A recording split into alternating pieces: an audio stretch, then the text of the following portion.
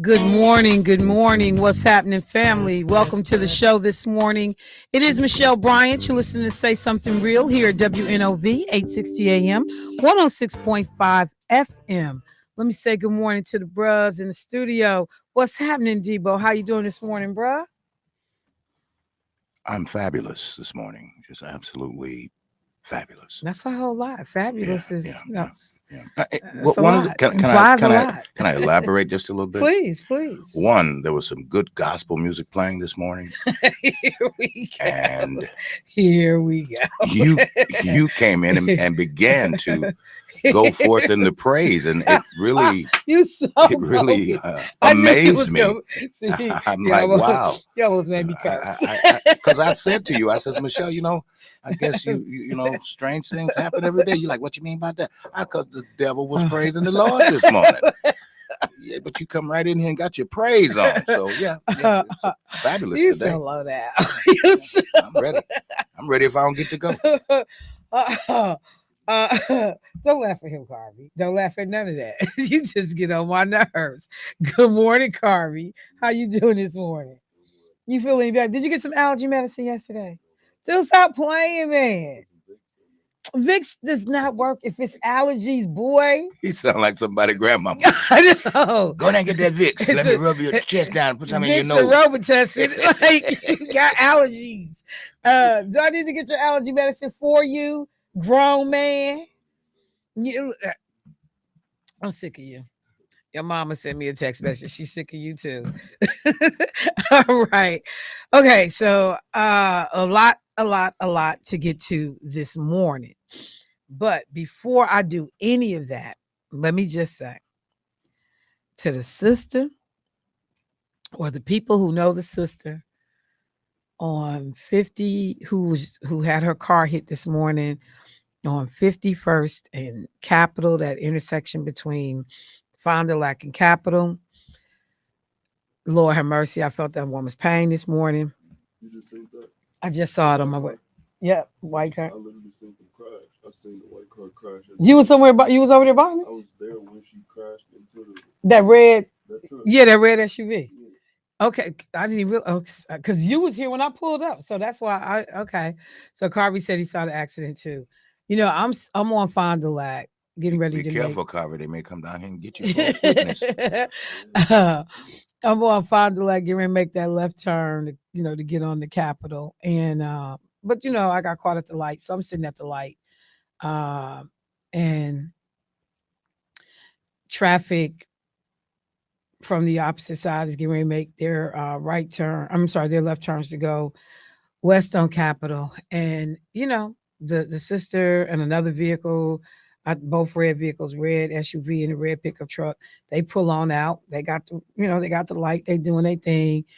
And then this woman or whoever was driving this white car was clearly just not paying attention. Yeah, distracted. I don't know because they weren't driving recklessly. It was just it seemed like inattentive driving, and they didn't realize they didn't have a light, and they came through that light and they caught that sister and hit her front end, blew out her tire, and then the red pickup truck behind her ended up rear-ending the sister once she was hit.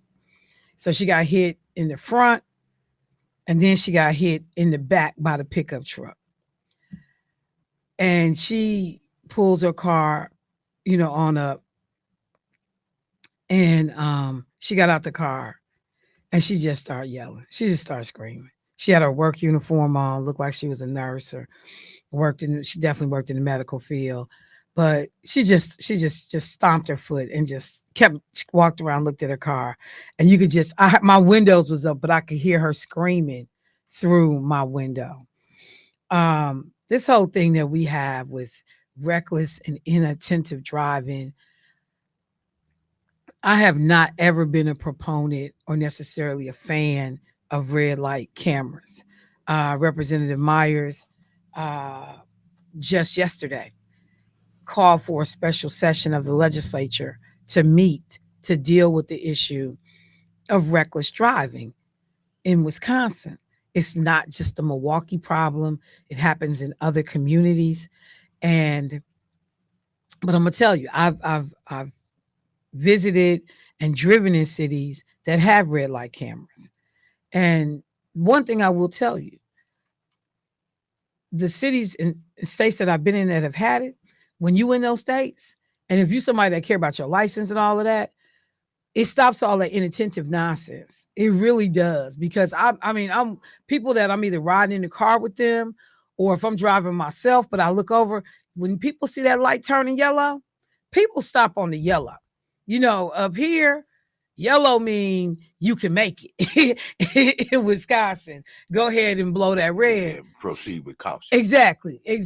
And that's a better way to even say it. Thank you. Because I watch people like, why you breaking up? Like, and then I realized, like, oh, they got red light cameras here.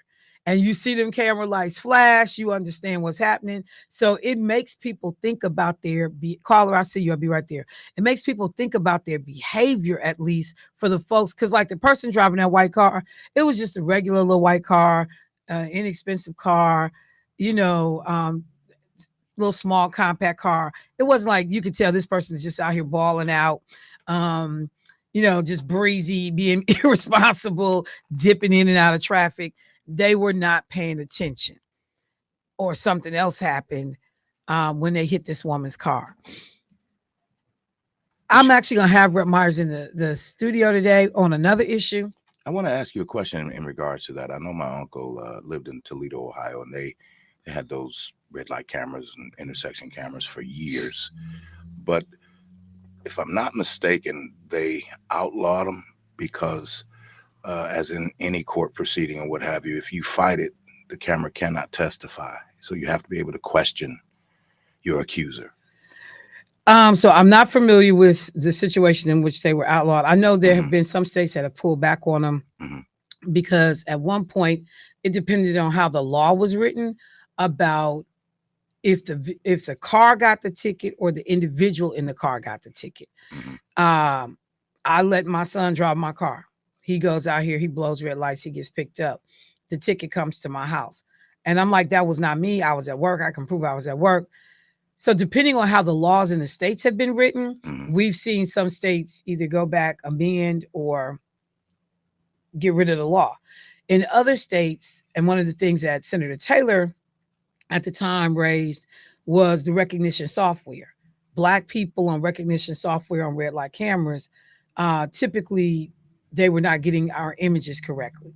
Was that tinted windows or what was? No, literally, and we've talked about this before, a lot of early technology around facial recognition, around sensors, and people who listen to the show regularly, you'll remember me talking about this. Sensors, even when you go to the bathroom to wash your hands, they don't pick up, particularly on dark skin, very well. And so, like, the cameras were distorting. You couldn't really tell who's behind They the would wheel. have never found you. I don't know what you're talking about, bro. I'm just kidding. This black is fabulous. Would you say fabulous? So yeah, so those kind of challenges exist. But I know Rep Myers, like I saw she did a interview yesterday with Channel 12, and this is coming off the 4-year-old baby girl who was killed over here off Tetonia and Good Hope. And people are just frustrated. They fed up. The great uncle of the baby girl talked about, like, her mom and she crossed the store they lived in that area. So they would cross the street to go to McDonald's, go to Walgreens. And, it just, so the mother, from what I understand, was fighting for her life yesterday. I don't know if her condition has improved or not. And I think people are just tired and trying to figure out a different way to do things. Let me go to the phone line real quick. Hey, caller, what's happening? Good morning. Good morning. That camera stuff is nothing but an income generator. Let me tell you why. You said people's frustrated. The guy who was accused of that, he just killed somebody less than 5 years ago. He's been stopped 3 times since. You on parole for murder, dude, with a car. They caught him speeding all 3 times. If they don't care, they had a thing on the news last week. One guy 33 times. He tell a cop, I got to go get my grandmother and put her and take her to the bathroom. I mean, nonsense. If they don't care about being on parole for murder and doing the same thing, what is a camera gonna do? What it's gonna do is gonna make people like me who don't want that over them. If they accuse me, I'm just gonna pay the ticket. Like these bump outs, they don't. I ain't seen where they really stopped the reckless driving. They just inconvenience the decent driving. We gotta say what it is, and you start dealing with our kids. You know, it's got to be punishment for bad behavior, and we got to quit skirting it, and we got to quit trying to find another way. Let's not spank little Timmy's hand. Let's watch a tree or have them hug a tree. Let's get down to the nitty gritty, and it'll. Thank you.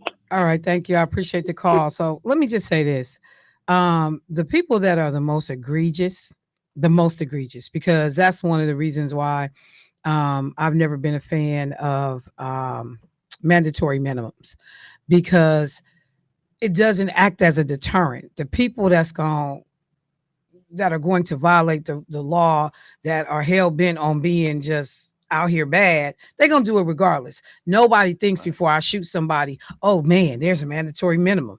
Instead of 15 years with parole, I may be looking at 35 to life. Like they don't think like that in the heat of the moment.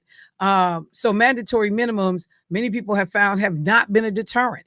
And that was one of the debates in the discussion about red light cameras and how we deal with reckless driving, because there's a state senator, Senator Van Wangard, who's a former law enforcement officer who does not like red light cameras. He is for increased penalties. And, to the caller's point, district attorneys and police officers stepping up what they are doing to curb this behavior. So he's the mandatory minimum king, or the increased penalties king, But the thing, and I will say this, red light cameras are not only about stopping that reckless driver that's like, weaving in our traffic, making the decisions to run these red lights, because there are accidents like the one I just saw this morning. It was not a reckless driver, in the sense of intentionally trying to run a red light, intentionally deciding to blow off the rules of the road, and just out here just wild. I'm looking at that car. The car was right next to me. The white car that hit this lady's SUV, she was right next, or whoever it was, they were right next to me. And they weren't like going at an exorbitant amount of speed. It wasn't like, oh, I'm trying to make this light. You could just tell they wasn't paying attention. So it's not just about the outrageous cases. And some people will be deterred. So it's not a band. I mean, it's not a fix all, a catch all, but people are trying to figure out, what can we do? I do not like these bump outs. I detest them. They make me sick. I don't even I feel sorry because I ain't going to Speed Queen no more. Because I can't do that over there on Walnut. Like the little narrow one lane nonsense, I cannot do that over there. And so it's been a number of times I was going to go to Speed Queen. I was like, I'm not going over there. I can't. And I even wonder, do people appreciate what y'all did to that business? Because it's too difficult to navigate over there. It's a pain in the butt to drive over there.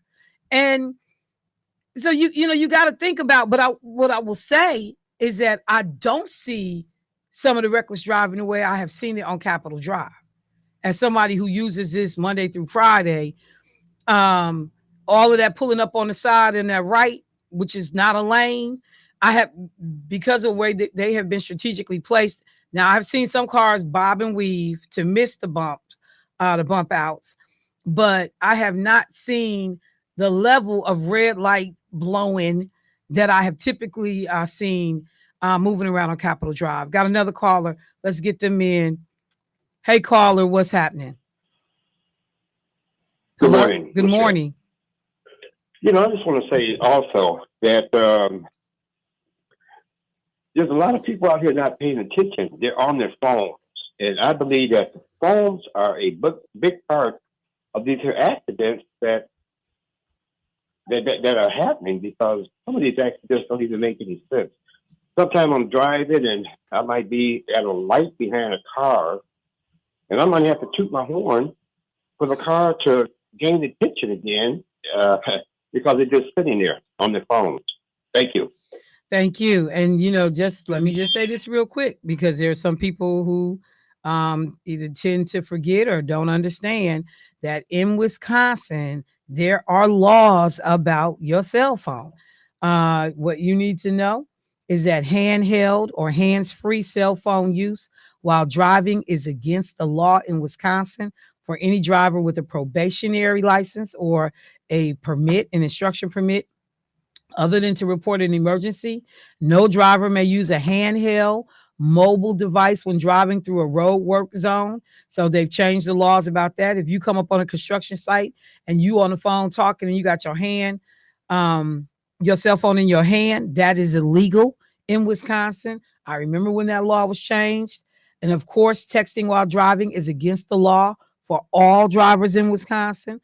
And I've had to tell people that I've been, in the car with, like, and they text and I'm like, hey, hey, hey, you got to stop that while I'm in this car.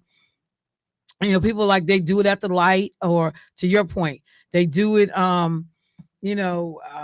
traffic slow down and, pull out your phone. That message, whatever you doing, is not worth my life. Now you do whatever you want to when I get out this car, but you can't text with me.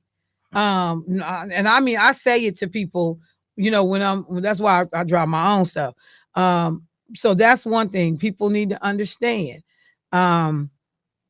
That there are actually laws in Wisconsin. Now you can do hand, whatever it is, Hands free. hands free. Thank you. You can do hands free cell phone use. Most cars today, you can, use it through your car. You don't even have to touch your phone. But yeah, I understand exactly what you're saying. I see it all the time, and you can see the light from the cell phone. But sometimes, Michelle, and I'm guilty of this. Just because the light turned green, I'm not heading out there yet. I got Oh to. no, Yeah, some people no. pause. They take that pause because of folks blowing the red light. Milwaukee has taught me. just that light turn and bang, you take out. Mm, No, no. mm. I ease out. I make sure I look both ways, because you understand what happens. All right. So a couple of things. Got to get to some major conversations this morning. There was a announcement that came out last night regarding Milwaukee Public School Board Director Aisha Carr. Director Carr resigned her position with the Milwaukee School Board last night. And I am going to talk about that this morning, as well as Donald Trump's visit to the city. Talk about that in the second half of the show. But the whole issue, and let me do this. Let me do this because I wanted to make sure, because I have not said this baby's name when I was talking about the the driving situation. The 4-year-old little girl who lost her life, Zakani Himes Wilson. Zakani Himes Wilson. Before she could even get a chance at life, is gone. And people described her as an angel, adorable, sweet, loved to play with the kids. When she would see her uncle or her granny, anybody in the family, she just ran to them. And the family all talked about how they are definitely going to miss this baby girl. So I did not want, because I had yet to say her name, and I did not want her to become just another statistic, another story. So for this baby, Zakani Himes Wilson. All right, I'm gonna take a quick break. When we come back, take a few minutes to talk about the resignation of Milwaukee Public School Board Director Aisha Carr, implications, what this means, where things stand, and then I have not dealt with the MPS school budget. We'll see if I can touch on some of that this morning. Try to get to some national news, but it's a lot going on today, you guys. So let me get back as quick as I can. Michelle Bryant, WNOV, 860 AM, 106.5 FM. Be right back.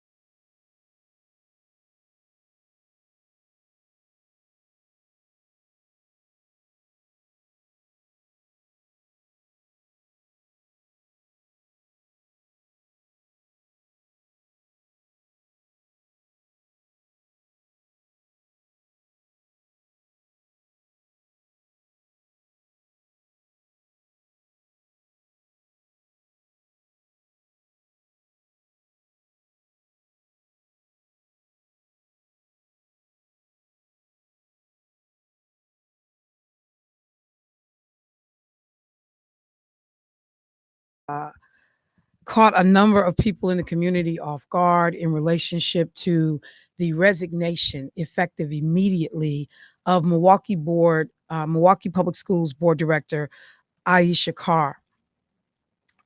Director Carr, who has been embattled in terms of her time with the NPS board, basically since the day she got elected, uh, has has had a number of high profile clashes with the board.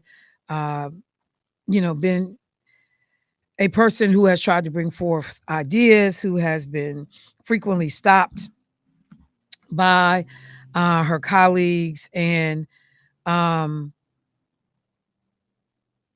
uh, it's just been a contentious term or appointment or time that she has spent with the school board.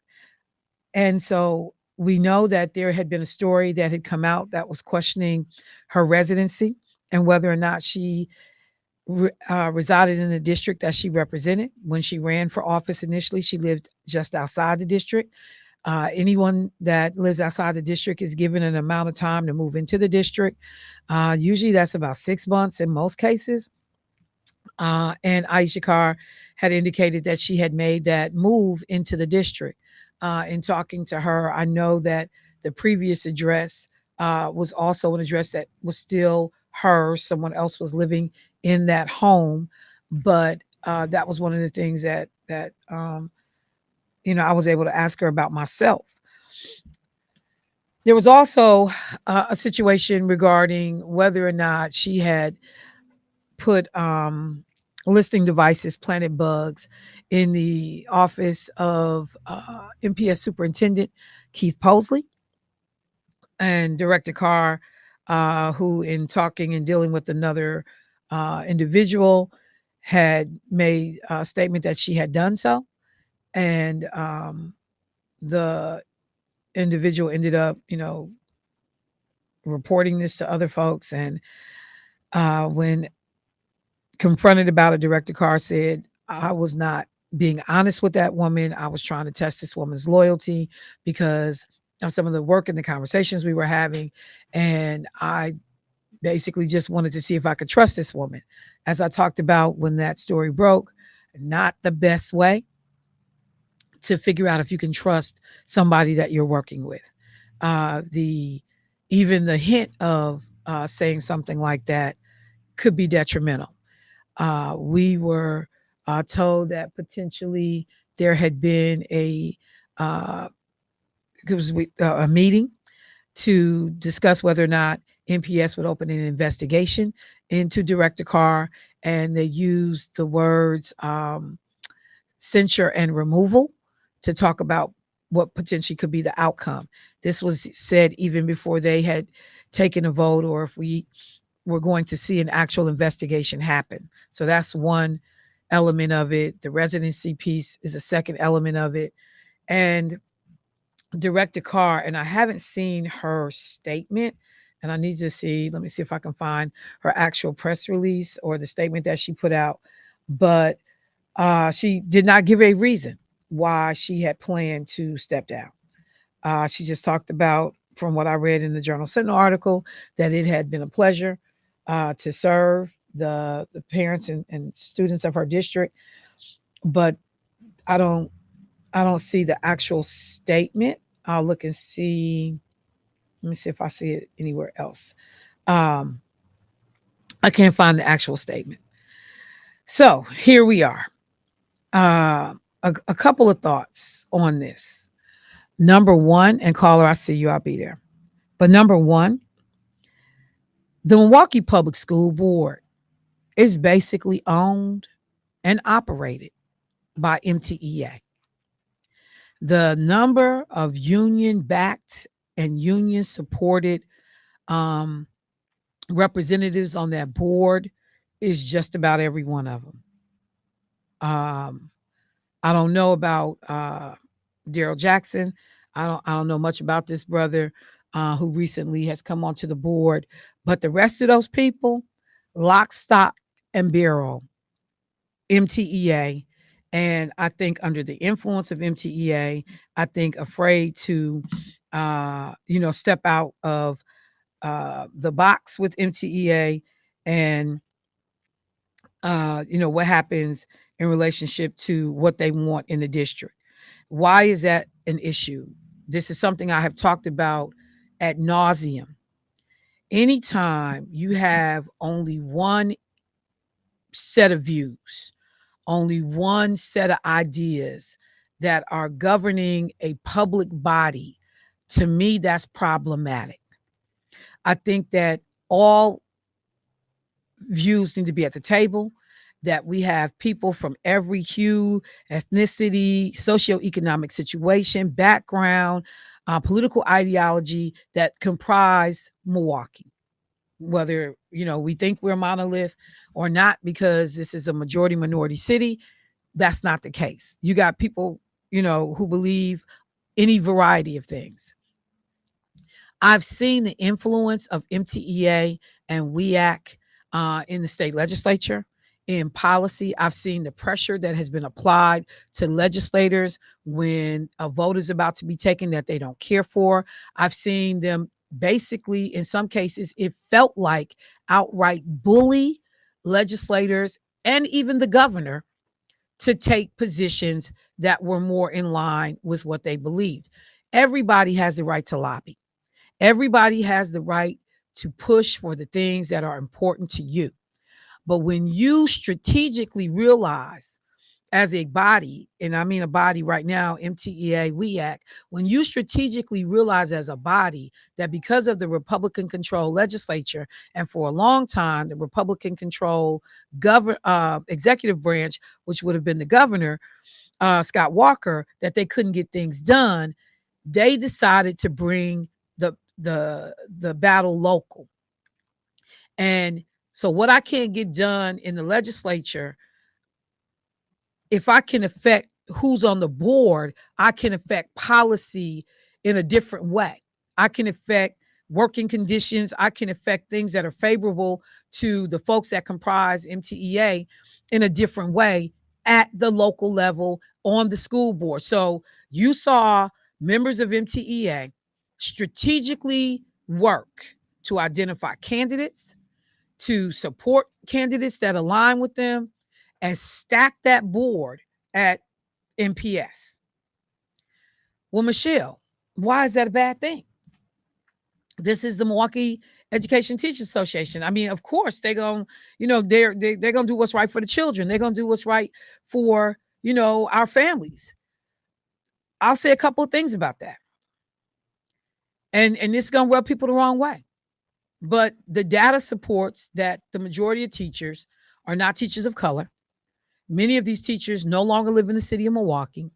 Many of these teachers at times are afraid of our children. Many of these teachers pick and choose and decide which schools they want to work at.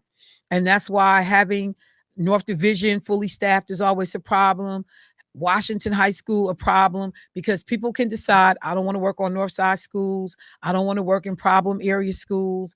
And I'm not saying that, I don't understand some of the concerns, but many times when decisions are being made, I have to ask if those decisions are being made for everybody, the educators, the parents, and the students, and the taxpayers in this district, or if the decisions are being made for the teachers union.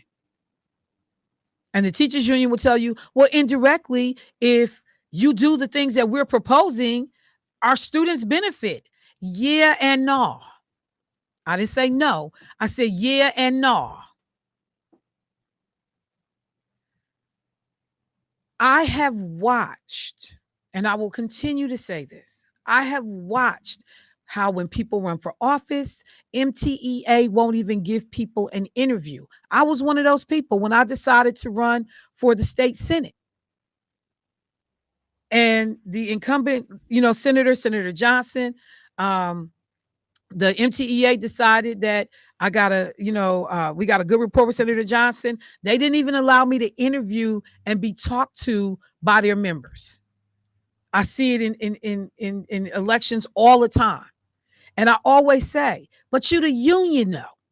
You here to fight for equity and fairness in the workplace. You want your workers to be given an equal shot to be heard. But as a union, you shut out candidates for your preferred people. And you don't give people a fair shot. That was one of the first things that I paid attention to. But I watched them bully legislators. And it goes, to the point of threatening people's committee assignments and threatening people's ability to function because you don't get your way. A legislator that I know was threatened by MTEA because she wasn't going to take a vote they wanted. And literally had people in Madison talk to her, potentially like they were going to remove her from her committees because MTEA was pissed off about a vote. When it gets to be that type of power, I have a problem with that. You don't get to wield that kind of power. And Terry Falk and all the people that have sat and orchestrated what MPS is going to look like and get a bunch of puppets to sit on that school board and be their mouthpieces, that's a problem, y'all. So one of the first things I'm going to say is that while not perfect, while not always right, one of the things that Aisha Carr did better than any other board member on that board was to try to come and talk to the community about the issues and the things that she saw was problematic. She was not afraid to come into this community. She was not afraid to go anywhere in this district. She was not afraid to ask questions, not afraid to push back, not afraid to be shut down and moved around. That child was not afraid. And many days she stood by herself.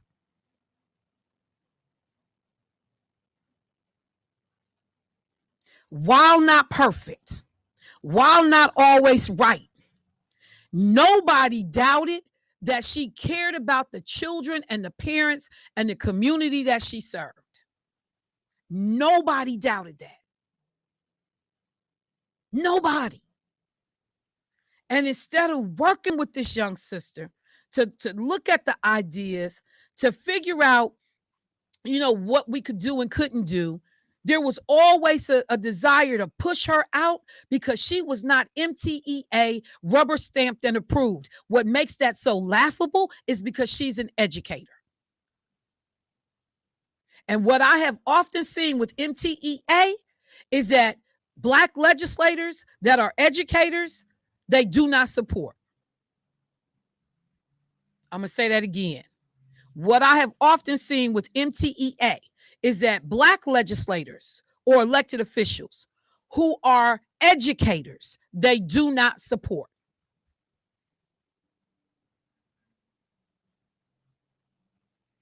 You have a teacher on the board, and that's the and see, because they're the ones that's the closest to the ground.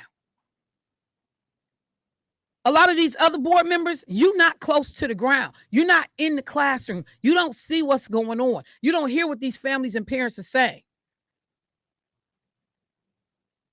So she walked and talked with a different type of mission.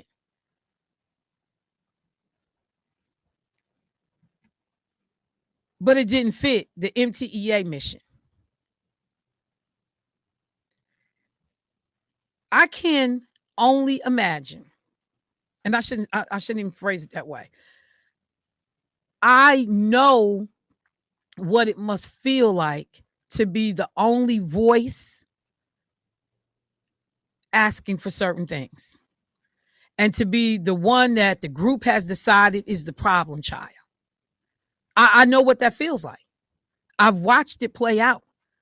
I've seen it with some of my friends and colleagues who are the squeaky wheel, who push back, who ask the tough questions, who don't let you give yourself a $60,000 raise, as Aisha Carr did when she first got on the board, and the board was trying to take their salary from $18,000 to $77,000 or some nonsense. when somebody says that you have to do different things differently in the classroom to get different results, and people pushing back like we don't want to be different. We don't want feasibility studies. We don't want to know where our weaknesses lie. So I don't know what the future holds for Aisha, for this sister specifically. But what I will say to this community is we have to continue the work that she started. We have to go to those school board meetings. We need to be at the budget meetings. I think there's one on May 7th. I'll get the information and make sure the community is aware of it.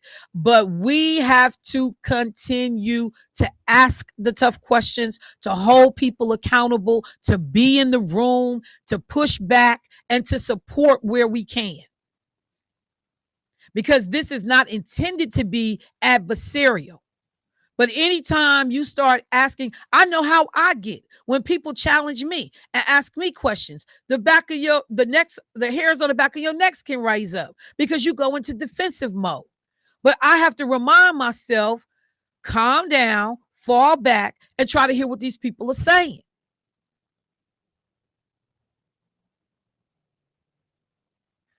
Community. We can't continue to let the people that fight the hardest on our behalf continually be shut out, pushed out, moved around, or shut down. That's what happened to Lena. While she commanded and demanded at the state level to be heard, and she was a powerful voice at the state level, back here in this city, I watched the people intentionally try to shut this sister down. Intentionally, like, no. We can't have that kind of strong voice representing these people. Because you can't tell her anything. You can't do anything on her watch. You don't get special treatment because you from this group or that group. Everybody getting handled the same. Let me go to the phone line. Hey, caller, what's happening? Sister Michelle Debo, listening audience. Hey, how y'all doing? Good. How you doing this morning? I'm glad you clarified on the school board, because I remember hearing that and seeing that the majority is of white women, and many living outside of the district areas. You can see why a referendum to increase property taxes in the inner city, because we have a situation where they're not living there, most likely. And if they are, they're living in areas in which white people are paying less for their properties than black people are for less valuable properties. And can I add this? Can I add this as you go forward with your comments?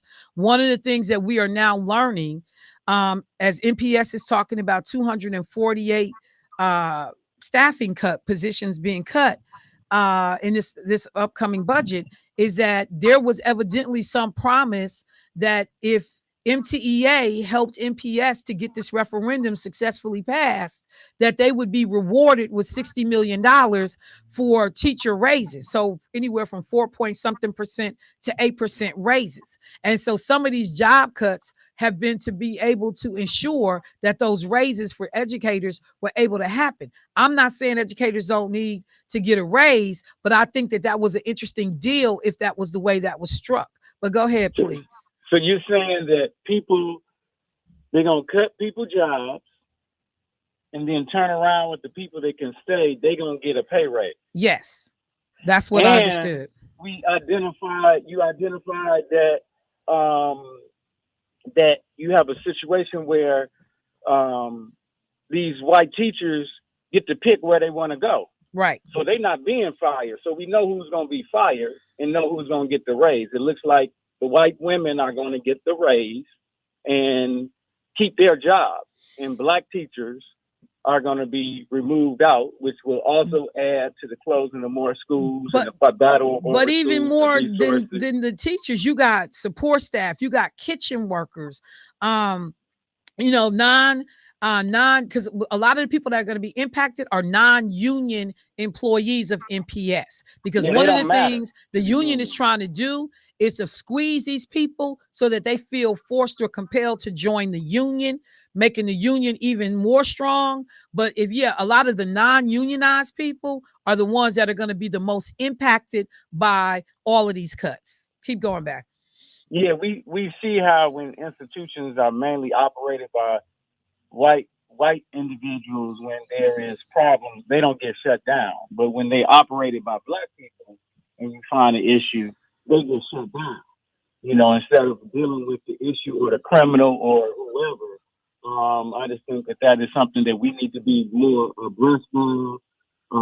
It's hard Because to hear also, you. It's hard to hear your phone. It I sounds said muffled. we need to be more abreast of these type of situations, or where these individuals are making these plans, because also when we deal with the taxes, the fact that they are one of the main line items, taxable line items, budget items, to contribute to how the taxes are affected in the first place.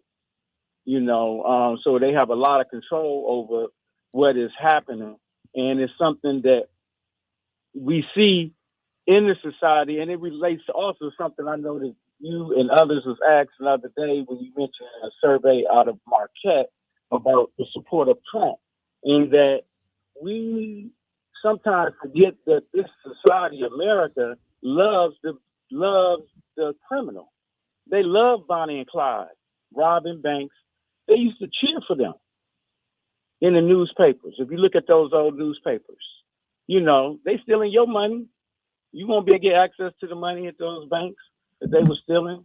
Your money wasn't insured. They didn't have insurances like that, but because they was fighting for the little guy, robbing. When you have the story that they call the Untouchables, where you have the G-men, the FBI going after the gangsters, people associate themselves with the gangsters, fake gangsters, Tony Montana, and things of that nature. And I would hit home even with us and our population is that honestly, if we look at the OJ case, many of us didn't care whether OJ did anything or not.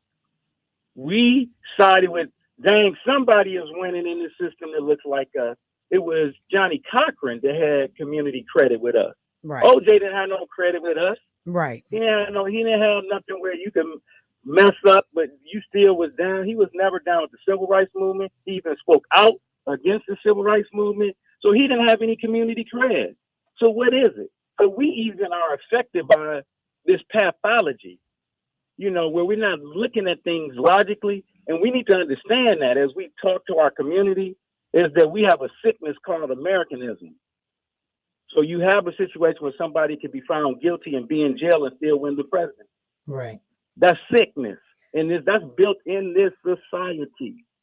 That the villain, the criminal is looked at and elevated higher than the person that is doing the hard work and the good work in society. And then the last thing I would say, because you brought it up last week about political alliances, I did finally get a chance to look at the piece Shirley. Yes. And I seen that, because I heard you say the brother sold her out, but it was really, when you look at the end of the movie, that they remained friends. They did. And that he went with the winner.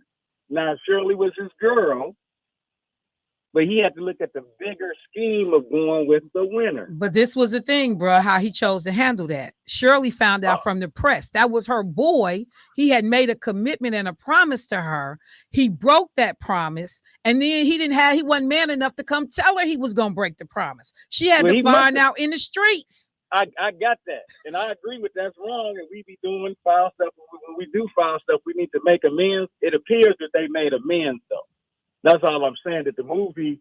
She chose to stay cool with him. He wouldn't have been cool with me, but she chose to stay cool with him. That was on Shirley. Because he wouldn't have been cool with me. He was doing still in the community. He wasn't. They didn't do his story. He was still pro us, despite those wranglings. Right. He was. But he but was. I'm saying that's that larger picture strategy. That. But look, bro. This is the thing. That's what just happened with the Common Council. People decided I'm going with who I think is going to be the And winner. that's why I'm bringing that up. Okay, And come on. last thing I'm gonna say is I brought something up on Keith's show about the Common Council. Those committee meetings, committee appointments, is not as powerful as people believe. In my observation, when I watch them, I hear the committee members whine and beg every year for information from department heads on issues that we bring up in our population. And once again, and they look at the record. What did we say last year? They look at the record. We asked this last year for you to show us the information. I mean, Look at what happened even with the Common Council, with the health department presenting information about how they allow our children to be poisoned. They never got that information. I mean, I appreciate that part, but look, we cannot diminish the significance of the roles of these chairmanships. Otherwise, people wouldn't be selling their soul to the devil to get them. We cannot diminish that. I'm not diminishing them because they then advise. They give information reports to advise the general counsel. That's why you actually reminded me of that, because it's a bigger game that they're playing. Right. Where it could be those positions, are positions which help people deal with bigger games and bigger roles or what have you. And so that connection to what we need to be looking at is that most black cities, the black mayor runs into trouble, especially when they're picked or selected or supported by a majority of white constituents. They head big, and then they do something they think is going to be right for the city, and they make their backers mad, and then they're out of there. Now, when they're for the people, they could be like Marion Barry, where you're going to be on drugs and, you still loved by the people, because he actually, when he got in as a black mayor, a whole bunch of black people was able to get wealthy. The same way with the first black mayor in Georgia, where he said if black people, when the international airport was coming in Atlanta at that time, and he was like, hey, if I want black people to be able to work on these large contracts. And white people's like, well, black people don't know how to put together the airport. He was like, black people know how to pour concrete. All right, So bro. Look, wait, many bro. people became millionaires pouring concrete. No, that's true. But Shar, I'm up against the break. Thank you so much for the comments, bro. I appreciate you this morning. Shar be bringing the education. All right, family. I got to take a quick break. Michelle Bryant, WNOV, 860 AM, 106.5 FM. Be right back.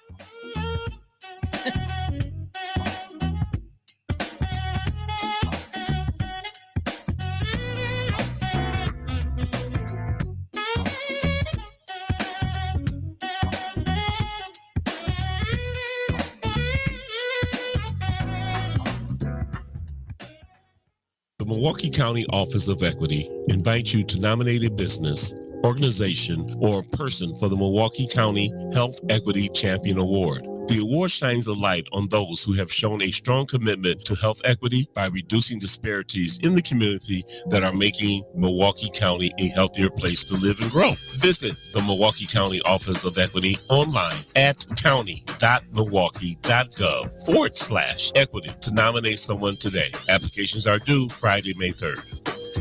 Visit the Milwaukee Art Museum to enjoy an art-filled Mother's Day together. Give your mom the gift of art with a project you made in the studio. See the picture.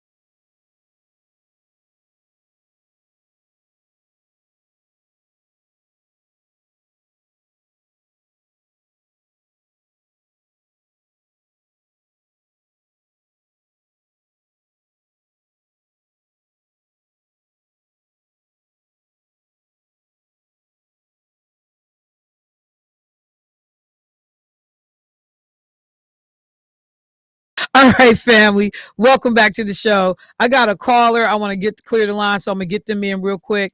I got a guest in the studio. Hey, caller, what's happening? How you doing, Michelle? I'm good, bro. How you And doing all this you morning? beautiful souls out there, how y'all doing? May the Lord bless you all.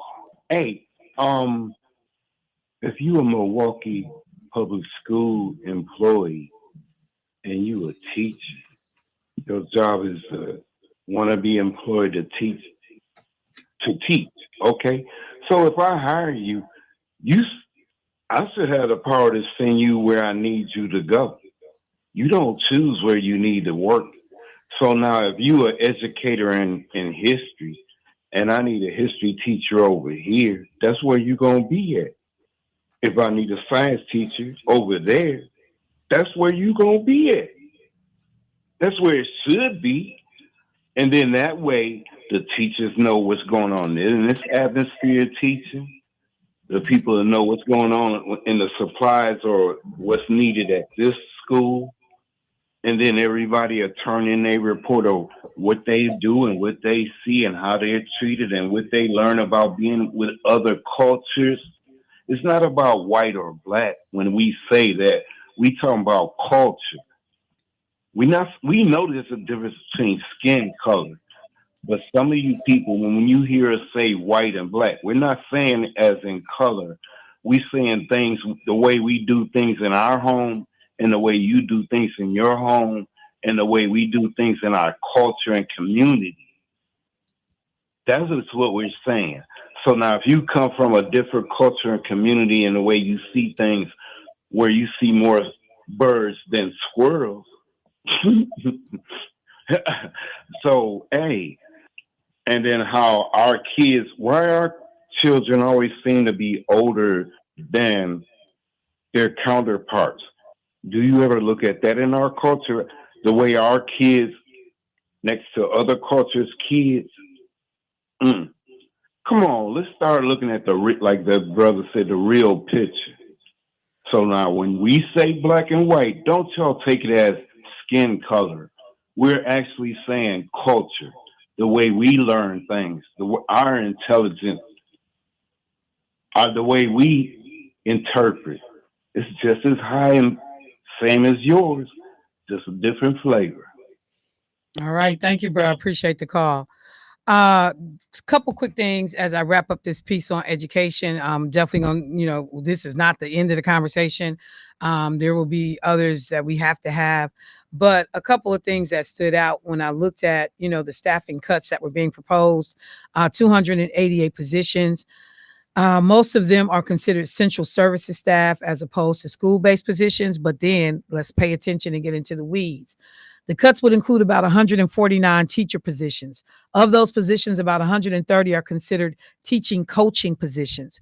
So these are teachers that, while they are not and have not decided not to do the principal track, the assistant principal track, but are at the height of their career in a lot of cases, and are out of the classroom. They are actually working to make sure that new teachers coming in have the necessary and prerequisite skills to be able to be successful teachers. They would be talking about putting those teachers back into the classroom. And for some of those people, they're not going to go back into the classroom. Those people are going to resign. Those people or retire. They're going to take their little pennies and go ahead and go home because I've done all of that already. And you need people. I've seen some of these new teachers coming in. You need some coaches to help you understand what you're doing in these classrooms.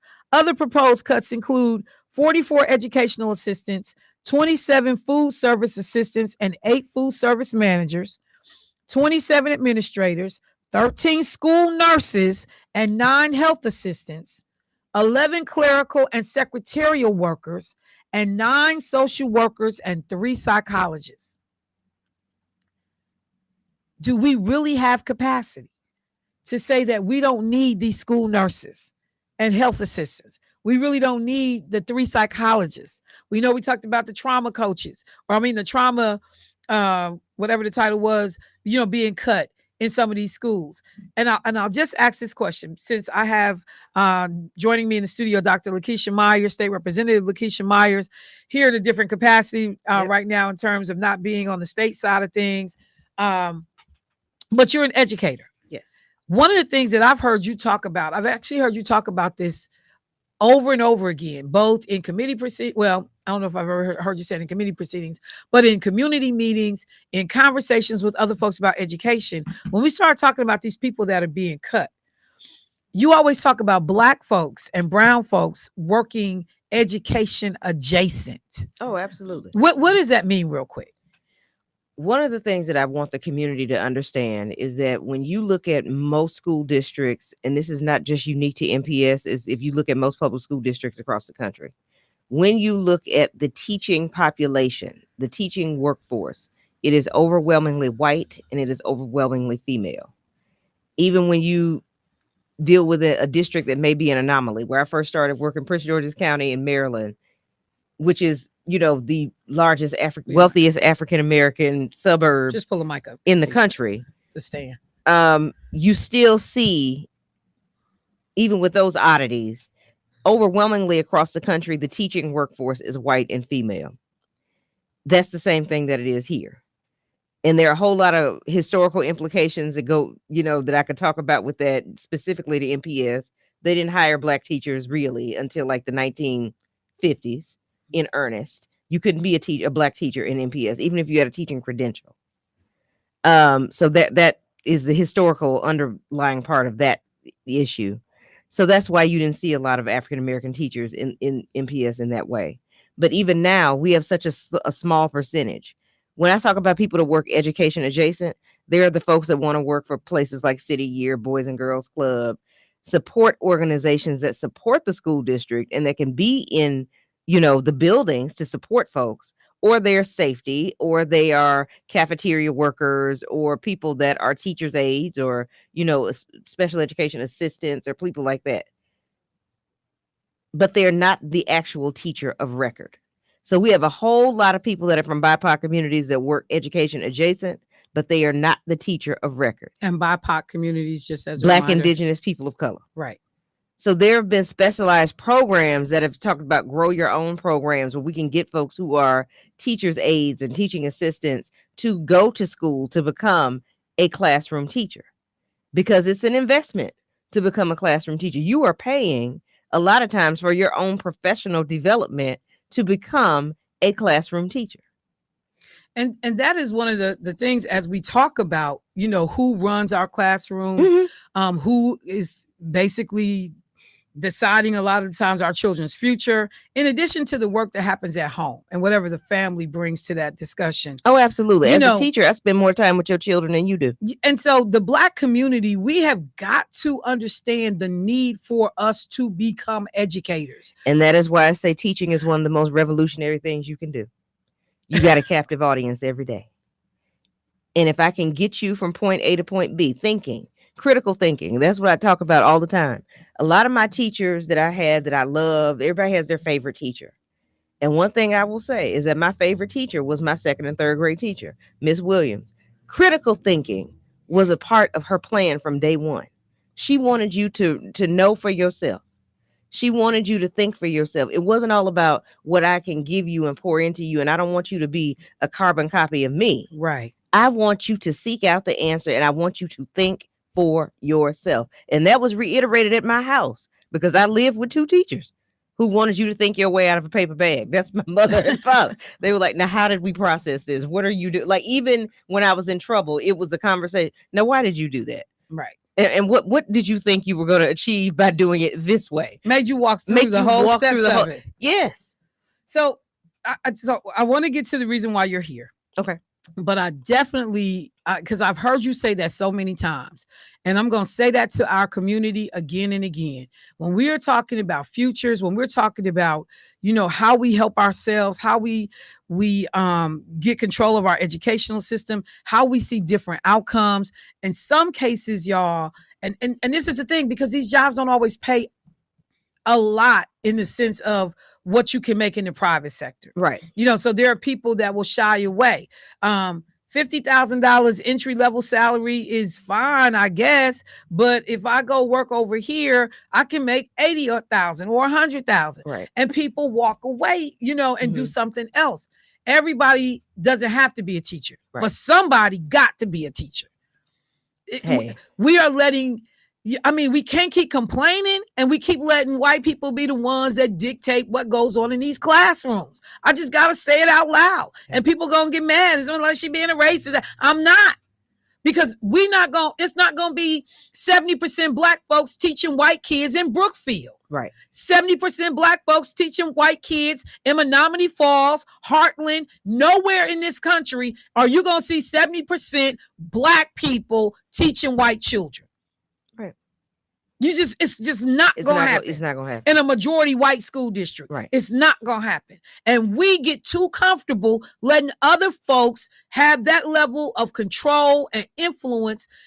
And I say this real quick. I always talk about when my son was young and he was going to school, and I realized that other people had my child 12 hours a day. Yes. Between daycare, going to school, and after school programs until I got off work. That boy got dropped off at 6 a.m. He got picked up at 6 p.m. I had him for 2 hours from 6 until 8 o'clock, because he went to bed at 8 o'clock. Because we had a real household and not this nonsense where y'all let y'all kids stay up at 10, 11, 12 o'clock and they 4 and 5 and 6 years old. Not none of that ghetto foolishness. So I had him for 10 hours a week. Other people had my baby for 60 hours a week and were influencing him to the point that he said to me one day, "Mommy, are these people going to hurt us?" "What people is that, D?" "The black people." At the YMCA when he kept when he kept we at the Y on 12th and North Avenue. Hey, Judge Taylor, we at the Y. Oh, she brought you some allergy medicine. Look at that. The judge on her way to work, Carvey, brought you some allergy medicine. Boy, don't see service. Even it don't go away. It don't go away. When you built from DNA of service, it don't go away. All right, let me switch gears. I'm coming to you now on the political I know, side. it's odd that I walked in and you was like, "Well, why are you here?" Yeah. But on the political side of things, yes. You are a member of the Democratic Party. I am. And I am. I am, as you say, a card carrying member. Card carrying member. And you actually are the chair of the Democratic Black Caucus. Yes. So I got to ask you the question. Okay. Your boy was in town yesterday. Not my boy. Let's not attach him to me. Okay. Meech's boy was in town yesterday. Right. Yes, his brother Meech's Greg Kennedy's boy was in town yesterday. That's his Gerard Randall's boy was in town yesterday. Kinzer's boy was in town. Will Martin's boy was in town yesterday. Y'all hear the pattern? All brothers. All these brothers. And he spoke to a packed room, and he said a lot of interesting things. Oh yes, didn't he? The gift that keeps on giving. So for folks that you kind of knew, but you maybe not, Donald Trump yesterday was in Waukesha, and he I just want to say he don't bring that mess to Milwaukee. His mess stays where I just don't think that he doesn't have a huge voting block in Milwaukee. That might be why. Oh, somebody being messy. They said, "Why you'll call your Soros name?" When I said, your boy, yeah, don't play with me.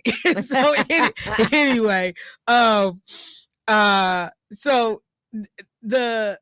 for folks that don't know, Wednesday is Donald Trump's only real day when he does not have to be in court. He has a schedule, so he has to. He is a work release on Wednesday. He got Huber. There you go. He has Huber privileges. That's why he say black folks relate to him. Right? Not these black folks. I ain't never been on Huber, and so me either. But I love that. He got Huber, he got work release on Wednesdays. And so he can run around the country and get his little, somebody got to put that in He's supposed to be somewhere today, but he got to be in court this He got to be in court, right? Yeah. Wednesdays is his day. He can kind of. Today, Thursday.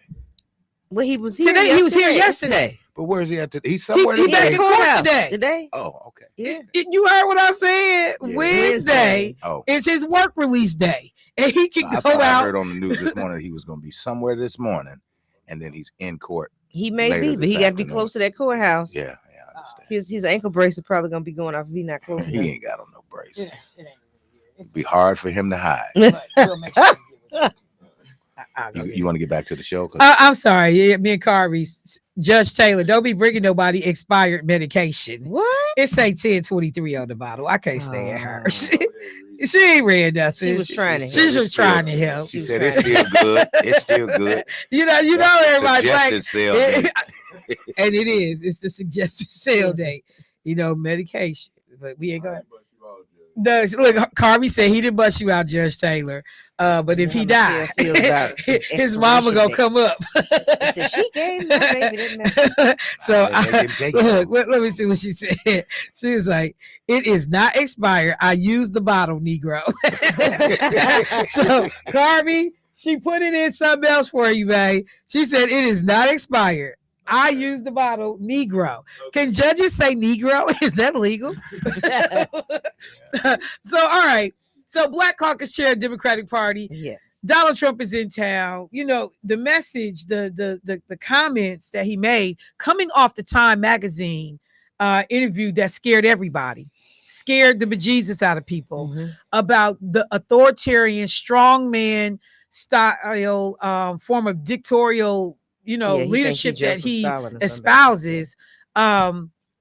Feedback. Like, did you have an opportunity to hear any of his remarks or see what he said to the good folks of Waukesha? I did. He was very happy to report to his base that he was responsible for, the overturning of Roe v. Wade. He took full responsibility for that, although that's not totally true. Right. But so he was happy about that. He also, is touting himself as being greater than thou when it comes to job creation and all these other things, which that's not true either.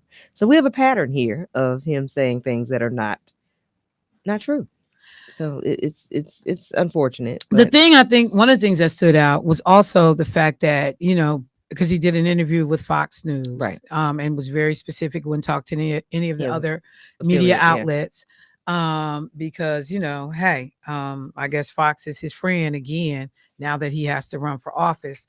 But one of the things that they talked about was that he was non-committal in accepting election results, right? That they are already pushing the narrative if he does not win, even by a sizable margin, that there is fraud somewhere in the game. And how is it fraud just when you lose? And I even said it wasn't that fraud when Al Gore lost. But even all of the other races down ballot, right? Like y'all didn't contest y'all won y'all races, so it wasn't fraud, right? Only at the top of the ticket was it fraud, right? And so how did they manage to just cheat for him and not for the rest of the people on it? So I want to just do the thing of having you do the day after or the real time. Well, not real time because he's gone back to court. But the play-by-play, the response, if you will, to what was said yesterday. I mean, as a Democrat, what do you say to the things that he said? Number one, in job creation, he didn't do his, I've been the greatest president for Black people ever, because I guess he realized that wasn't his crowd in Waukesha. But what do you say to some of the stuff that got said in the course of that rally and over the last several days? The first thing I say is stop lying. That's the first thing. Well, okay, we just that's gonna direct. start there. It's very direct. I'm gonna need you to stop lying, because the record is clearly there. It's like when he speaks, you have to have somebody in real time, fact checking what he says. And to fact check what he said yesterday, no, you're not the greatest. This is not the greatest of all time, because you are probably the worst president we've had since Herbert Hoover. But I mean, you had people that they interviewed who said, the one guy, look at the cost of eggs, look at the cost of gas, look at the cost of da-da-da-da-da. So clearly all of that's Biden's fault, right? No, not Biden's fault. when you look at how supply chain actually works, how all of these things play into, categories together, looking at the cost of living, all of those things, you have Congress you can help blame for that. You have people that can't get it together and actually legislate, because these are things that are regulated and legislated by markets. So when you talk about what was done under his presidency, when you talk about changing tax code and doing all of these things, all of that has a reciprocal effect on how much eggs cost. Not to mention you coming off of COVID. Exactly. So all of that, again, we know that things were shaken up there because we had basically a flat, time where people weren't going out, they weren't buying, they weren't doing all of these things. You got people who said, I can just buy a chicken, and they have eggs in the backyard. I'm serious. You do. During COVID, we changed a lot of. It's like, oh, okay, I can get me, a hen that will lay eggs. I ain't got to go to the store. So all of these things play a part in. But this is the thing that irritates me, because there was a minute I was walking in the grocery store and eggs was like $7, $8, $9. Yes. And I'm like, nah, hell, not for no. Yeah. 18 Your egg McMuffin eggs. went up to $8. No, we're not. You were upset about that. Oh, didn't have to have them. Right. I'm now back in the store. I'm just saying. I'm now back in the store and eggs are $2 again. Right. $1.79, $2.39. Okay, so Biden gets no credit for the prices coming down. Right. But you get blamed when the prices go through the roof. Absolutely. What else do you say to counter what was said yesterday? I think you look at this and you talk about where we are now versus where we were under a Trump presidency, and you look at those things side by side. I have to talk about prescription drug costs. I have to talk about all the things that have been done to peel away some of the detriment that happened under his presidency. You have to look at those things. And when you start to add up all of those tangible things, you say, okay, we're not where we were. Now, are we in, utopia? No, not yet. But I think that, we're getting closer and closer to having a more viable workforce when it comes to looking at the number of manufacturing jobs that were created. When you talk about President Biden, creating more jobs, since he's been president, than Donald Trump losing 120,000 jobs. And then having the Biden-Harris administration come in, you had 177,000 jobs created. So I think, trying to counterbalance what went on. And just to be able to speak to what those unemployment numbers or employment numbers look like for Black folks. I think we're at about 3%. Yeah. For Black folks under the Biden-Harris administration. Yes, absolutely. One of the other areas that he hit on real hard was the whole immigration piece. Yes. And that in the Marquette poll, residents that were polled, that participated in that poll, felt that Trump was better, stronger on immigration policy than Joe Biden was. Any insight on that for folks who are trying to say, like, well, was he? Yeah, I would do were they really, and ask those questions, because did we have people dropping folks off in buses from other places? And those are Republican governors doing that, right? So they're not helping. The pushback would be they got to drop them off because so many people are coming across the border. One of the things that I thought about is that you can paint a picture, right, of success. You can make people believe that I've done great. But when you say we're gonna build a wall and make Mexico pay for it, and Mexico say make me, watch me, and they didn't, right, but there's no accountability there. When you work in tandem with your boy Steve Bannon and them, raising money off these everyday blue collar folks that either are terrified somebody gonna take their job, they just outright racist, whatever it is that helps them contribute money to a initiative like help the government build a wall. Right. And then Steve Bannon go spend y'all money and parlay it and kick it on a yacht in the middle of the ocean. Actually caught a case for doing that.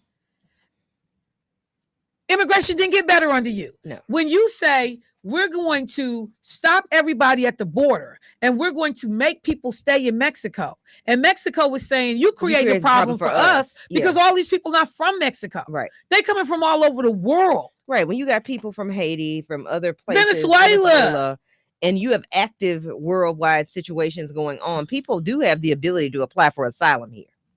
And I think that's something that we need to understand, what our asylum seeking rules are. And that's why you may be seeing some of that. But when he talked about people coming from S-hole countries, all of this other stuff. So look, I need to take a break. Okay. But I'm just saying that there are tons of things to counter when he talks Yes. about the economy, when he talks about immigration, what he did to try to decimate early voting in the Republican Party. Let me take a quick break. We'll get to it on the other side. Healthcare. Michelle Bryant, WNOV, 860 AM, 106.5 FM. Be right back.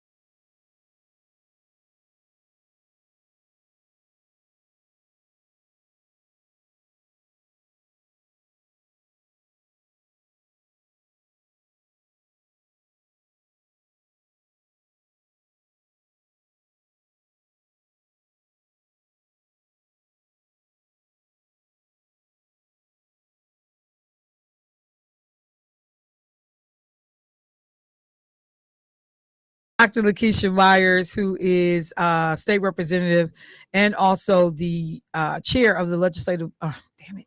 The chair Not of the anymore. Black Caucus. I know. That Used to one. be chair of legislative Black Caucus, but chair of the Black Caucus for the Democratic Party of Wisconsin. So there were some other areas, real quick, Dr. Myers, that Donald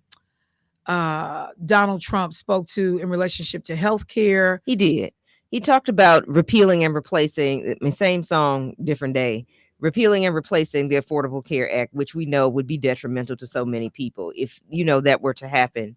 If you replaced the Affordable Care Act with whatever plan, which we've never seen a plan from Donald Trump about what it would be replaced with, 260,000, people would have to pay more for their coverage, which is an exponential number of Americans that would have to pay more for healthcare coverage. And then 2.4 million people that have pre-existing conditions. I mean, if you're over the age of 10, you probably have a pre-existing condition in the United States in some way, shape, or form. So those people would then potentially be kicked off of their healthcare coverage or have to pay exponentially more for healthcare coverage. So all of these things, when you talk about prescription drugs, all of those things have the potential to go up. And this is a thing that's so frustrating again when you talk about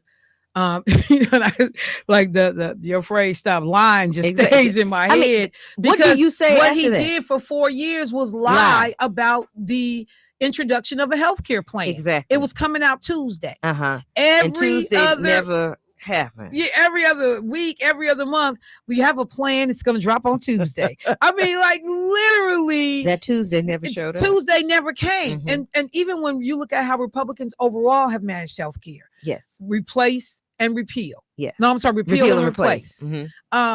When you talk about that, then it just got to a point where it was just repeal. They didn't even pretend they was going to replace it with anything. Yeah. But so many of these people that are voting for Republicans, you benefit from the Affordable Care Act. Exactly. You benefit from members of your family being able to stay on health insurance longer in terms of college age students. Absolutely. On your parents' insurance to what, 25, 26? Mm-hmm. That is it's so frustrating when you talk about folks that consistently and continually vote against not their to think own about best folks interests. when you talk about not just folks who are under the marketplace under ACA, when you talk about people who are under Medicare and Medicaid, those two programs that exist, in tandem, when you talk about people who are older that have to deal with Medicare, those are some of the things. Medicare and Social Security kind of work hand in hand. You've paid into these programs, or then they're taunted as these are entitlement programs that people need. So I'm like, no, but the entitlement programs is this corporate welfare. That's where I was going. That's that he also did a whole lot of speaking to when he talked about Foxconn being the eighth wonder of the world, and nobody has ever seen a stone overturned down by Mount Pleasant. Or I mean, we didn't come nowhere close to the numbers. 13,000 people were supposed to be employed, generating. This was going to be Foxconn Valley. Yeah. Like Silicon Valley, all of it ended up being a bunch of nonsense. And so when people go back, and I'm looking at the people in Wisconsin in particular, like him and Scott Walker, and he took credit for the Foxconn deal. I know. And look at what we got, Nathan. So Rep Myers, if I can do this, I have another interview. Somebody said, sounding like Wimpy on Popeye, buy me a hamburger and I'll gladly pay you on Tuesday. Right? That's exactly what I thought about. Yeah. Today, Rep Myers, I want you to sit in. I got to do another interview. Okay.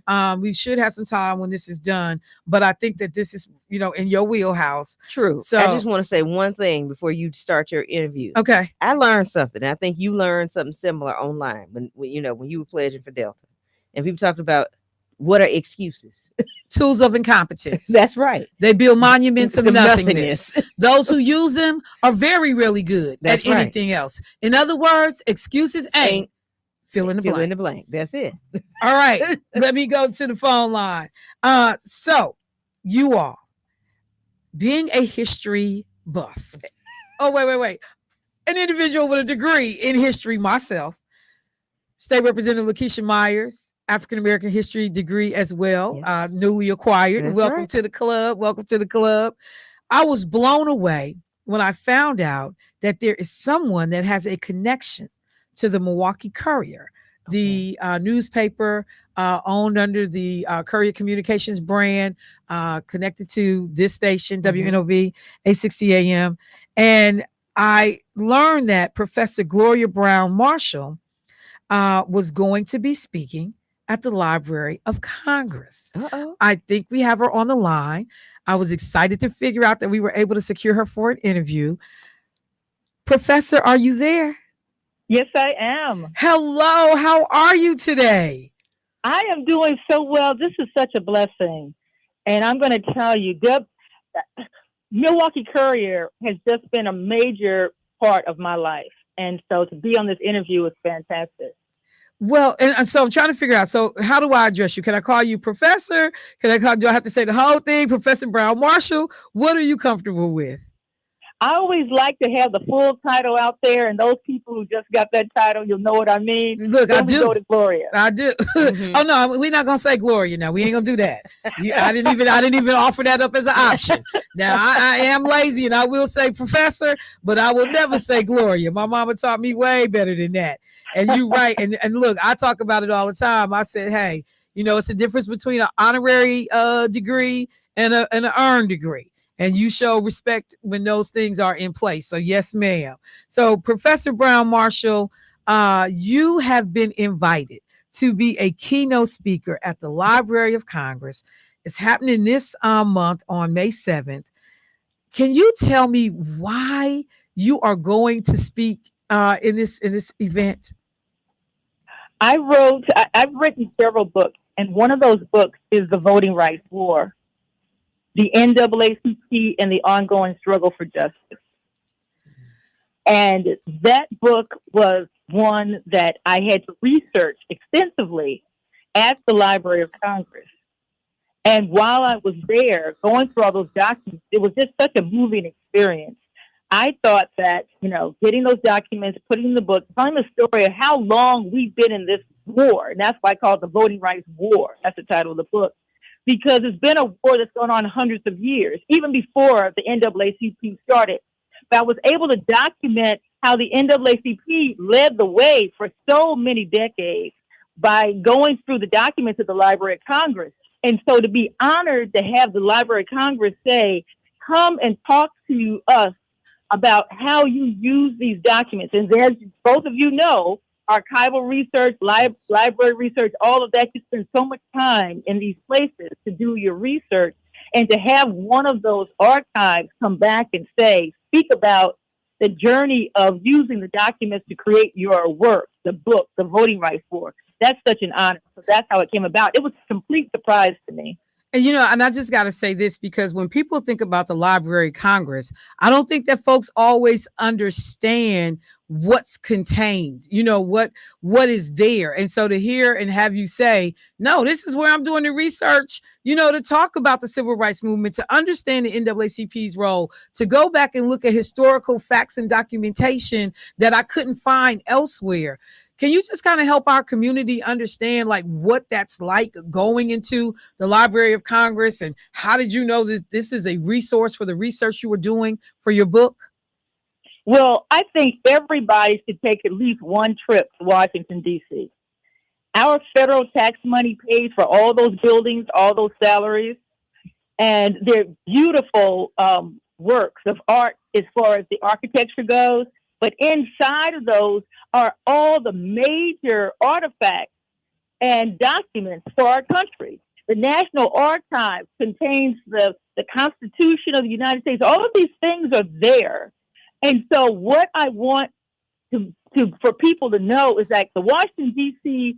Documents that we have in the Library of Congress and the books there represent the largest library in this country and one of the largest in the world.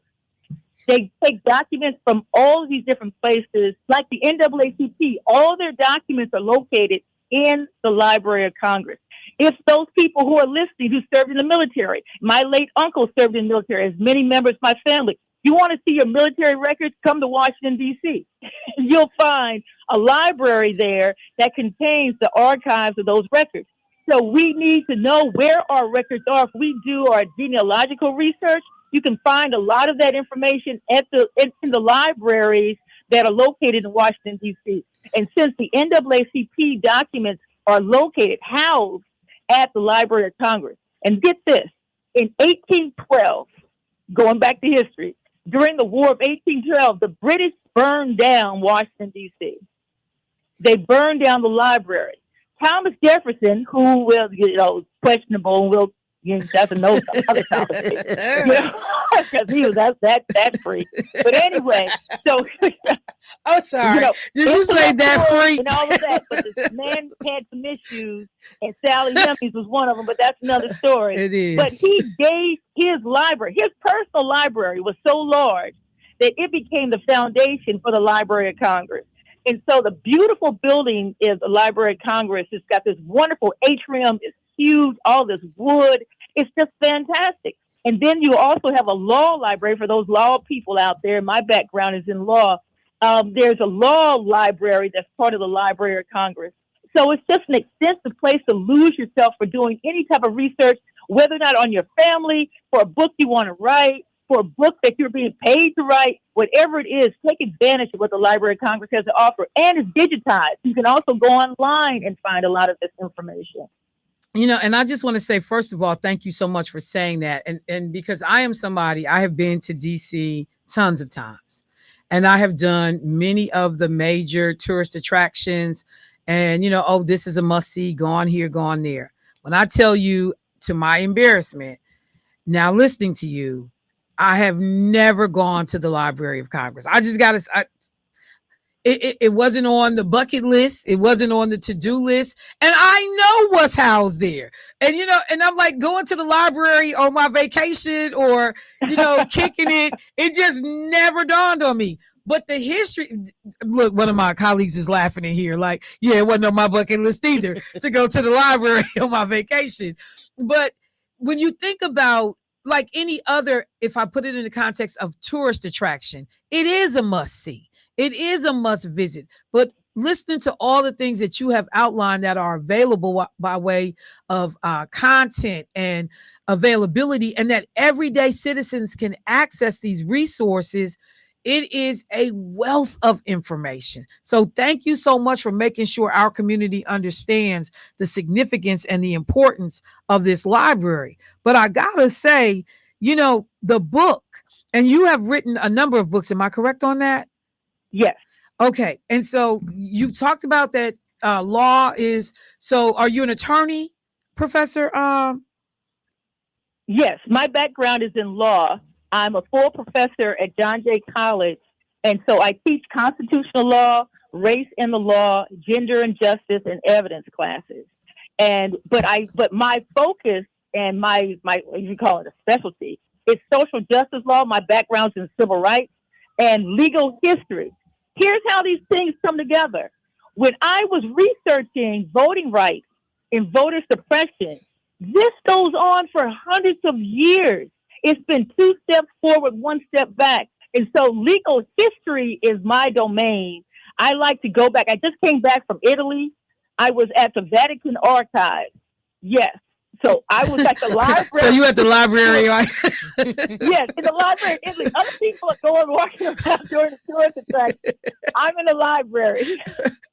I love it. I love it. But why were you in the library in Italy? Because this is the thing about law. They have to write it down. So it's not what we imagined happened. Law excites me from the standpoint that there are legal cases. There are laws that are written before they thought we would ever read or write, before they thought that we would ever have any power to do anything about what they've done. And you can go back and read that law and say, this is what you did at this time. What I found out in Italy was the relationship between slavery and Italy in the 1400s. There was slavery in Italy in the 1400s. Yes, they were very much an important part of the slave trade. And last fall, I was in Stockholm, Sweden, doing research on Sweden and the slave trade. This goes well beyond what we think of England. England was late to the slave trade. So what we have, and this is how it connects to voter suppression. When we have the 400th anniversary of the arrival of Africans in 2019. They arrived in Virginia in 1619. Right. Mary and Anthony Johnson were Angolan Africans in 1600 Virginia who had land. Having land meant they should be able to vote. But what they did was change the law and chase them out of the Virginia colony. So we've been struggling to get our rightful rights, not privilege, but our right of suffrage for hundreds of years, because we do what they say you're supposed to do. In that case, have property. And then they change the law. And so in following the law, you can follow the misdeeds, but you also follow how we as people of color, as Africans in America, and then Africans Americans, were able to overcome each and every blanking obstacle. And that's the other part that we have to give ourselves credit for. I'm a very proud African American, and I think we need to give ourselves more credit for the battles that we've been in and how we've been able to sustain ourselves. And law shows what the obstacle is, but it also shows how we overcame that obstacle. And that's in my book, The Voting Rights War. I'm showing each time they came up with a legal obstacle, we overcame that obstacle. And that's what we're going to do right now, have to do, overcome the obstacles, because they're going to keep coming up with this. It's not going to stop. It's not just one battle, it's a war. And, you know, speaking of obstacles, one of the things that I thought was interesting when I read the press release about you speaking at the Library of Congress is that there's going to be opening remarks by none other than Miss Carla Hayden. And Dr. Hayden is the first woman and the first African American to lead the National Library. Barack Obama actually nominated her for the position back in 2016. And, you know, a lot of people, and she's only the 14th.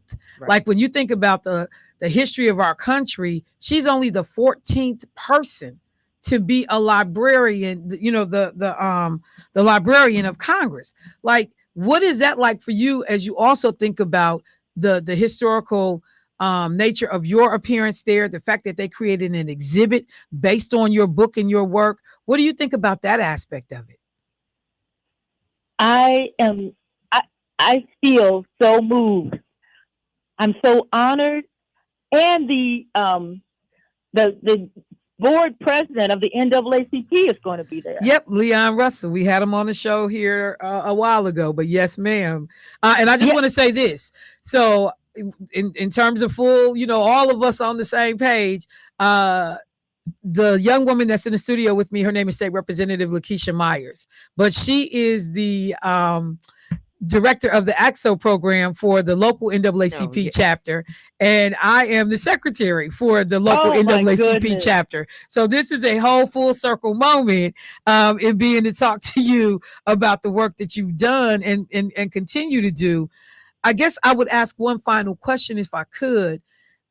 In terms of the book, if people are saying that book sounds interesting, the Voting Rights War, the NAACP, and the ongoing struggle for justice, what are some of the things that if people are like, I wonder, should I buy it? What do you say? What would you say to folks who are thinking about, like, I wonder what the content is? Is it a hard read? What am I going to take from the book? What am I going to learn from the book? What would you say to those folks? I would say that the history is told in a very accessible way. It's like storytelling using the actual documents. So this is so many times it's like we get gaslit and it's like, oh, I think this happened. I think it was this way. This way you actually know. You can see, you can follow the breadcrumbs of law, of the different laws they put in place, from the grandfather clause that said if your grandfather couldn't vote, you couldn't vote, to taking us out of the Democratic primaries and not letting us vote in Democratic primaries, to shooting people down in cold blood when they were registering to vote. So many people say, oh, people died for the vote. And so now you can actually see the names, the voting rights martyrs of those who died in order to gain the right to vote. You can see how registration goes up and down depending on what type of actions these laws take. And it goes up into these, like the times we have today of voter suppression. So I think it's important for us to have meat on the bones and not just talk about what we think happened, but now you can actually read it. And it's not a long book. I made sure it was something that was very accessible and it's not long. You're not going to look at it and get intimidated. Yeah, I write some long books. This is one of them. Look, because I'm trying to decide while I'm on vacation if I'm gonna read the book. So I'm like, is this a And it's got pictures. Oh, see, okay, now you're talking to me. Now you're talking to me. You know, I just got to say this, Professor Brown Marshall. First of all, I realize we need to incorporate you into this show. Like, I need to figure out how to get on your schedule so we can talk to you once a month to be able to siphon off and learn some of the things that you are teaching in these classes that we can't afford to pay for. But we definitely want to be able to figure out a way for our community to get information about the books and the work that you are doing and the writings that you have. But you also, do you have a column that appears in the local newspaper here? Yes, I write off not as much as I used to, but I used to write very often for the Milwaukee Courier. That is like such a joy for me to be a part of that paper. Now, I do want to add, I am an AKA amongst Delta. Ski Ski. You know what? I'm going to accept that in all the Greek sisterhood that I can. So yes, ma'am. Again, though, we all in the Divine Nine. I love all of the connection. And I mean, I'm sorry. I got pink and green glasses on, so I ain't mad. We know you should have been an AKA. Yeah, I should have been not an AKA. Well, I tell you what, we all share in the pride of this moment for you. It is a phenomenal accomplishment. And like I said, when you think about all of the historic firsts that are lined up with this moment, just to be able to understand that it's happening. We got some folks that we've already talked to that are planning to try to figure out how if they can attend. They're going to be in the area. So you got people cheering for you and rooting for you. And we smile. And, you know, I always laugh. Black folks, we smile when other Black folks achieve like they are cousin. And like, look at my baby. you know, that's my girl, right? And so that's what we are doing. Our chest is stuck out and just beaming with pride, knowing that we are connected to somebody that not only is so accomplished and clearly so world traveled, but that is contributing in this way. We just want to thank you so much for making time for us, Professor Brown Marshall. This is huge.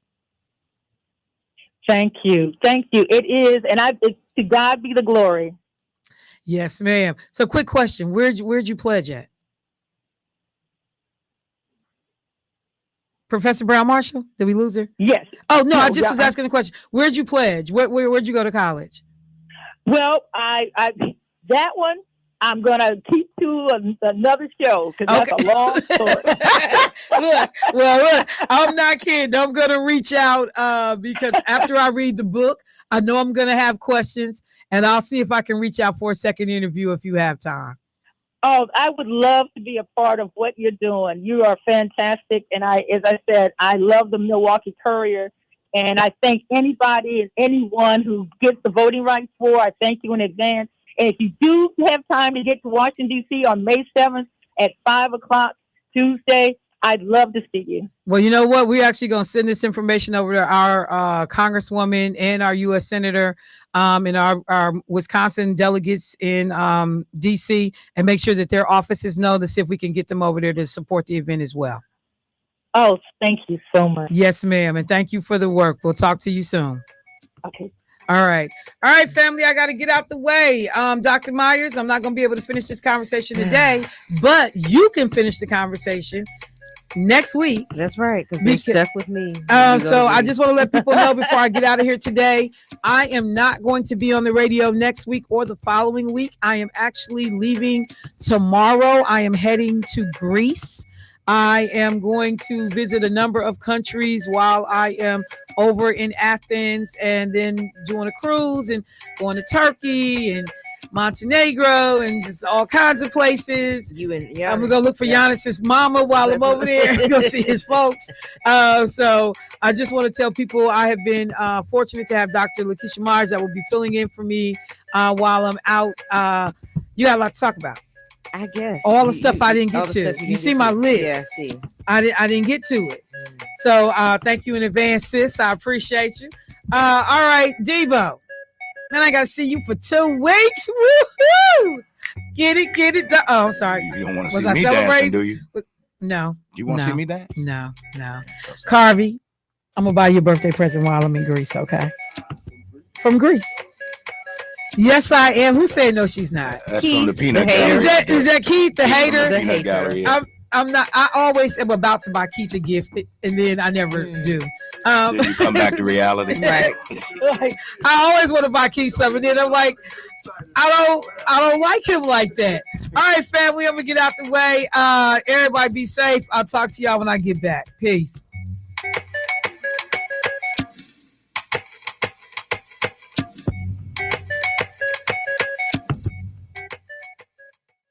The Wisconsin Black Chamber congratulates Jocelyn Cooks, the fourth winner of the pitch competition. I'm Xavier, Director of Events for the Wisconsin Black Chamber, inviting you to our upcoming events. The National Executives Network is hosting First Friday, May 3rd, 5:30 to 8:30 at Bronzeville Kitchen and Lounge, 20